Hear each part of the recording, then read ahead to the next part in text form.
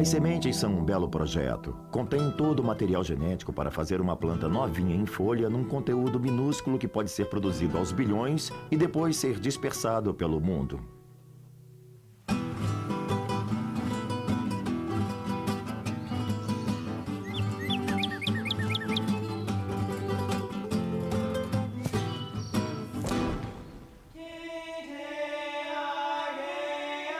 O mundo secreto dos jardins.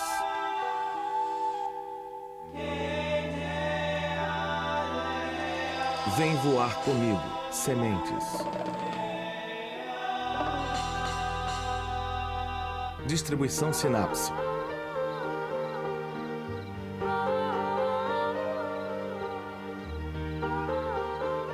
As flores são estruturas de reprodução que, em geral, contêm as partes masculina e feminina. Quando as duas se unem, podem produzir toda uma nova geração, os frutos.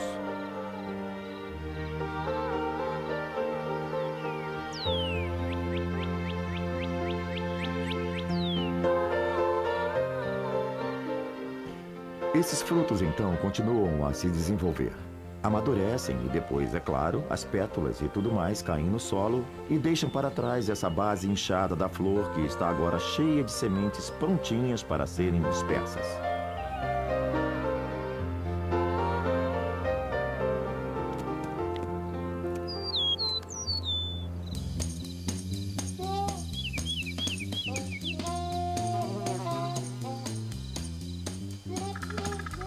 Embora as sementes existam em várias formas diferentes, todas têm apenas uma função: produzir a próxima progenie, ou seja, a nova prole. O segredo de cada uma dessas sementes, e isso na verdade dita muito das suas diferenças de formas, é como surge a necessidade de se dispersarem. Plantas diferentes têm estratégias diferentes para sua sobrevivência e reprodução. Algumas gostam de acordar cedo e fazer todo o serviço antes que as outras comecem a sua faina. Plantas como a Dicentra formosa brotam nos primeiros dias quentes da primavera e sempre murcham e liberam sementes antes que a metade das plantas do jardim tenha sequer surgido em cena.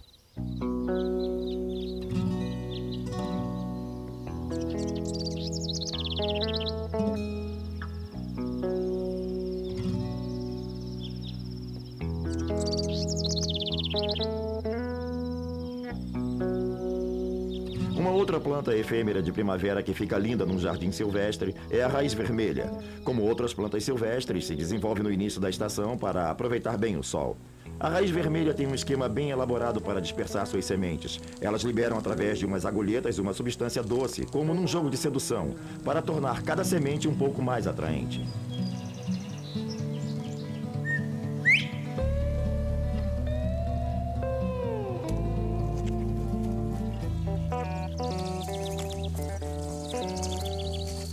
As formigas, quando encontram essas sementes caídas no solo, com esses petiscos vistosos por cima, não conseguem resistir. Elas as pegam e as levam para suas colônias, onde as estocam para usar mais tarde. É claro que, quando as sementes estão lá dentro da colônia, que é embaixo da terra, elas ficam úmidas, protegidas dos predadores, e no momento certo, elas podem germinar. Essa é uma das formas como essas plantas podem se dispersar pelo solo da floresta.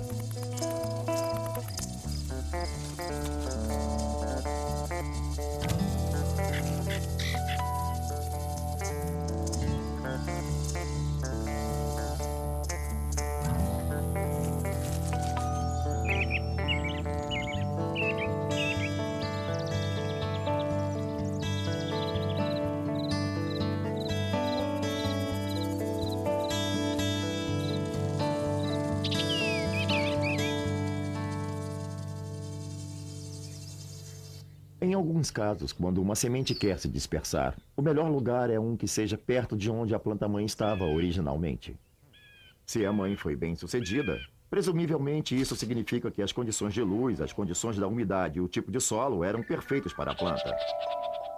Algumas sementes simplesmente caem no solo e quicam um pouco. Em geral, têm um feitio arredondado.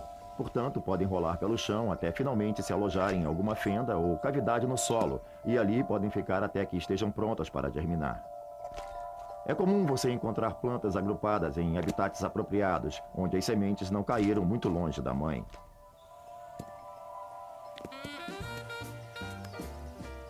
Por outro lado, é muito difícil alcançar um novo habitat. Por isso, muitas plantas precisam achar meios de se dispersar até lugares mais distantes. Elas precisam, então, fazer uso de outro tipo de agente do ambiente, o que, na verdade, pode ser qualquer coisa. Então, num dado momento no seu jardim, você vai encontrar sementes que vão pular nas costas de coisas ou flutuar com a brisa. De um jeito ou de outro, eles vão pegar carona até o destino, que é o lugar de onde irão brotar. Oh, this rhythm ride is really cooking. Riding high, not even looking. Dancing feet won't be denied. Rocking with that rhythm ride.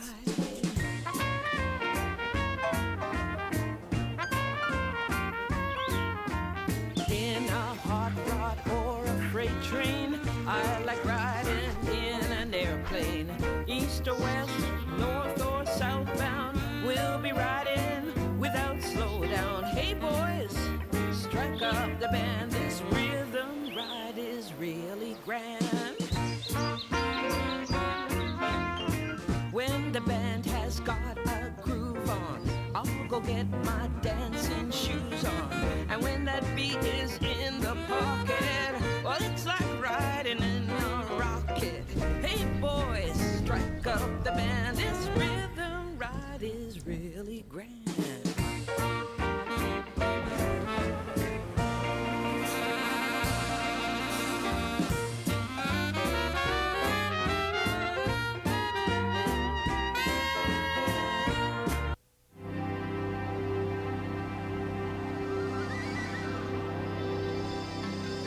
O vento sopra quase o tempo inteiro por quase todo o planeta. Se você conseguir que sua semente voe com o vento e deixar que o vento a carregue, isso pode ser muito eficaz. Mas você precisa ter a forma certa de semente.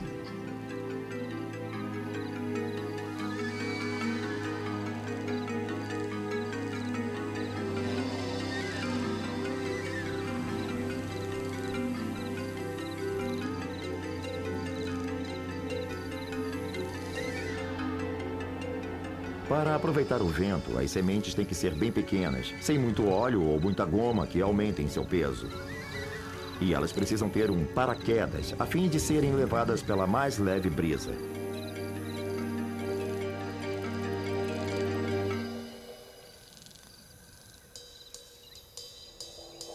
A maneira de as plantas contornarem o problema da dispersão pelo vento sem um paraquedas é ganhando um pouco mais de peso. Algumas flores de jardim, como as malvas rosa, colocam seu estoque de flores lá em cima, a 1,20 m, 1,5 m do solo. As sementes são mantidas aqui em cima, em vagens, e cada vagem pode conter centenas e centenas de unidades de sementes. Na hora oportuna, elas migram, levadas pelo vento, para um novo lugar. Muitas árvores usam a dispersão pelo vento, mas precisam usar estruturas ligeiramente bem mais elaboradas. Elas têm a vantagem da altura e isso é muito bom para as árvores. A única forma de haver uma dispersão eficiente é a semente ficar lá em cima, bem no alto, porque aí há uma grande chance de que, em algum momento durante a viagem que faz dos galhos de onde se solta até o ponto no solo onde vai cair, passar uma brisa que a carregue.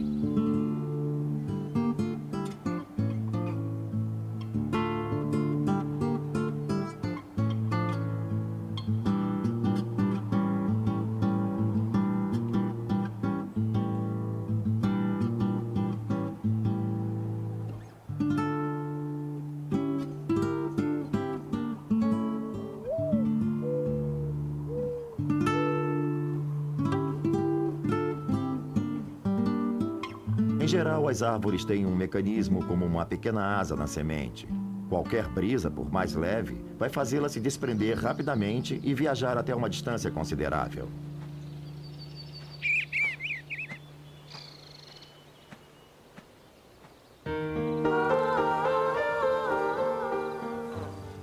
Às vezes, o sistema de dispersão pelo vento não é tão óbvio.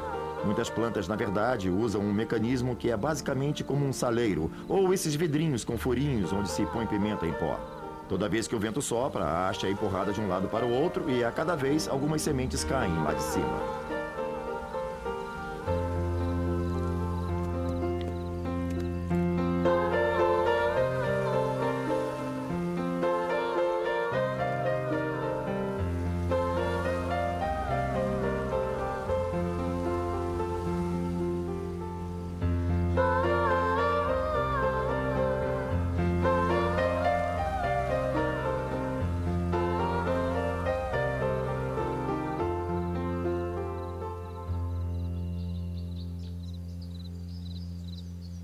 As plantas têm muitas formas diferentes de dispersar suas sementes, mas uma das mais eficientes é usar a potência de fogo. As não-me-toques são anuais que passam o verão todo angariando o máximo de energia possível para que possam produzir milhares de grãos de sementes e ganhar a maior altura possível. Mais tarde você vai ver por que elas são chamadas de não-me-toques. Quando se desprendem, fazem um puff. Isso se chama turbopressão. A pressão que se acumula dentro da cápsula da semente, propriamente dita, como se as células das paredes da cápsula se enchessem, como um balão cheio de água que estourasse. Plantas como a não-me-toques e algumas mostardas podem facilmente elevar suas sementes a uma altura de 90 a 120 centímetros. As não-me-toques são plantas que preferem viver em ambientes úmidos, em geral em vales ao longo de rios e em pontos do jardim com umidade fria. E aquela zona restringe o seu habitat. A intenção delas é ocupar todo o espaço, mas nem sempre o fazem. Algo em torno de 1 metro é uma boa distância para dispersarem suas sementes.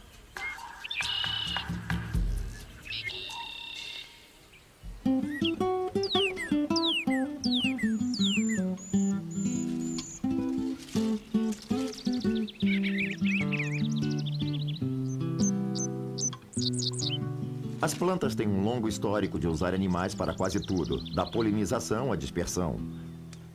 Alguns dos melhores exemplos, claro, são as árvores grandes que produzem nozes, como castanhas e bolotas.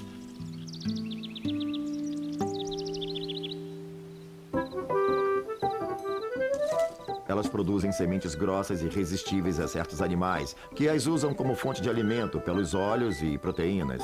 Eles pegam essas sementes e as transportam para outros lugares com a intenção de armazená-las. A notícia boa para a planta é que, às vezes, esses animais esquecem onde as armazenaram e, mais tarde, essas sementes podem germinar em local bem longe do local original da planta-mãe. Só o que a semente precisa é ter um aspecto tentador que logo virá um animal para dispersá-la.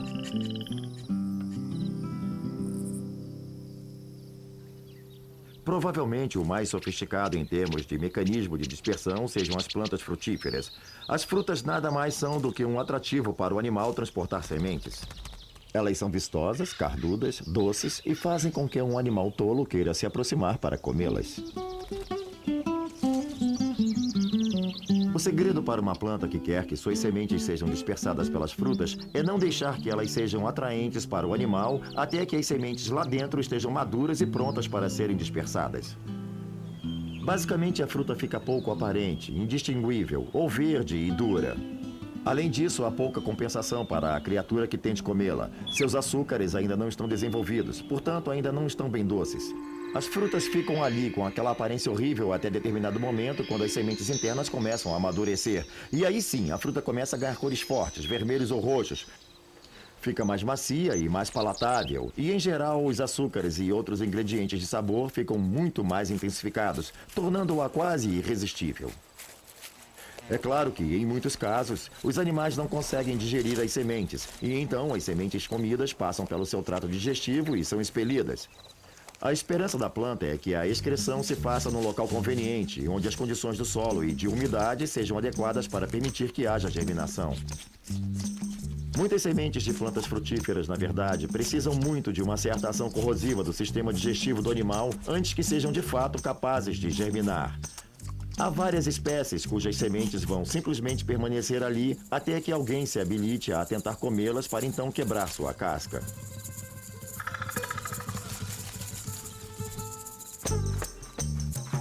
Mas existe mais de uma maneira de se pegar carona. Pergunte aos criadores do velcro que se inspiraram nas plantas.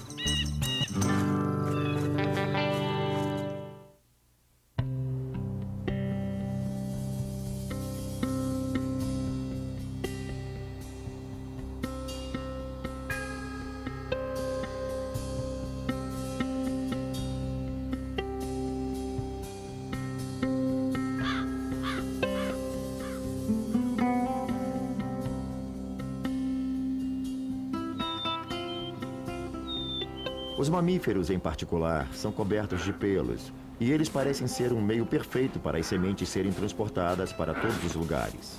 A outra vantagem dos mamíferos é que eles costumam fazer o mesmo caminho seguidamente, então você só precisa se fixar na passagem habitual e esperar, porque algum animal vai aparecer e levar suas sementes para você.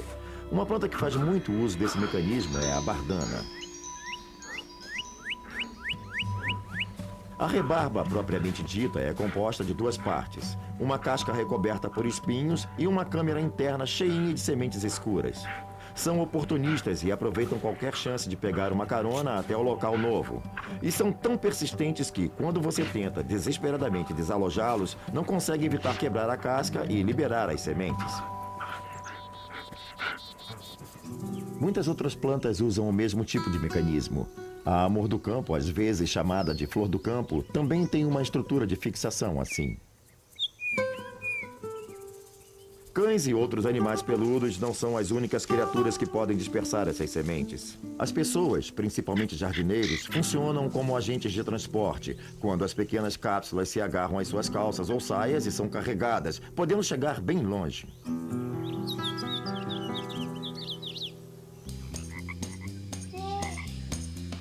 As plantas que nascem em ambientes aquáticos também podem usar a água como mecanismo de dispersão. Por exemplo, muitas plantas que vivem na margem de lagos possuem segmentos que se partem e são levados pelo fluxo. Pequenos pedaços de espadanas se partem e quando você vê, está brotando do outro lado do lago.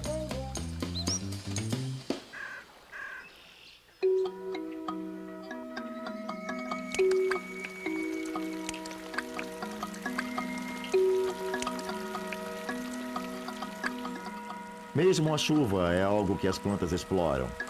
Para nós, os pingos são pequenininhos e delicados, mas tudo é relativo. Para as plantas, os pingos de chuva são uma força a ser utilizada como mais um meio de dispersão de sementes.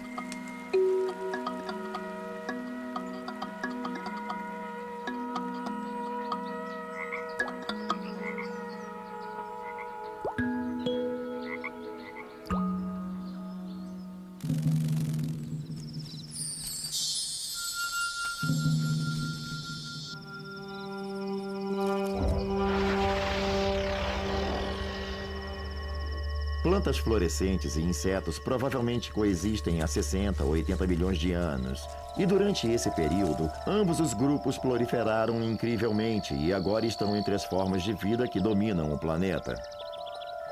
Nesse processo de coexistência, eles desenvolveram um relacionamento muito estreito, muito específico, em que as plantas individualmente não vivem sem certos tipos de insetos e vice-versa. Certos tipos de insetos não vivem sem certos tipos de plantas para supri-los com o néctar.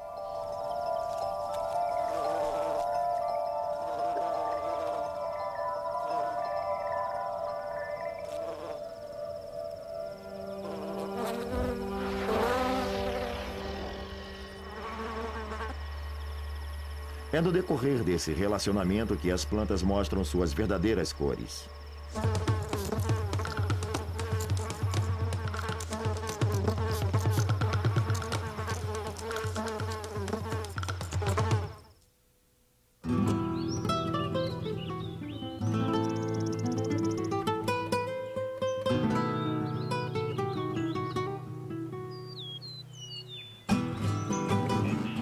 As plantas confiam aos insetos e outras criaturas a ação de polinizá-las, o que leva à produção de sementes. Mas as flores são astuciosas, precisam dessas criaturas para transportarem seu pólen de uma planta a outra se quiserem se reproduzir.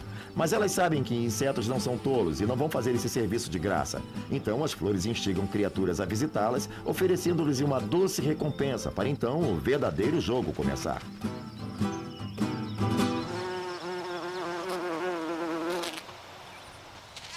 Muitas plantas se especializaram em usar diferentes tipos de insetos como polinizadores. Algumas se especializaram em usar abelhões, abelhas comuns ou abelhas solitárias. E é comum vermos flores cuja forma é determinada pelo tipo de polinizador que elas procuram. Por exemplo, se o inseto que ela deseja for grande como um abelhão, a flor terá uma formação bem aberta, com uma corola bem longa para que o abelhão caminhe sobre ela para sugar o néctar. Isso significa que, ao caminhar pelo tubo da flor, seu corpo felpudo vai ficar coberto de pólen e ele poderá transportá-lo para a próxima flor. Às vezes, o sistema não é inteiramente à prova de tolos. Embora as plantas em geral façam os insetos fazerem um grande esforço para entrar pela flor adentro a fim de sugar o néctar e transportar o pólen, alguns insetos criaram estratégias com as quais podem enganar o mais hábil planejamento da flor. O que eles fazem? Eles vão para as costas da flor e comem um pedacinho dela, chegando até os néctares e sorvendo-os sem terem o trabalho de entrar por dentro da flor. Isso, é claro, não atinge a finalidade da flor. Então, invariavelmente, as plantas desenvolvem contra-estratégias para esses casos. Eventualmente, as plantas podem desenvolver pétalas mais espessas, que são mais difíceis de se morder, e desenvolvem tubos mais estreitos para que as línguas compridas tenham que se aprofundar ainda mais, e podem até começar a esconder os néctares bem fundo na flor, de forma que a abelha que queira o néctar tenha que procurar por ele.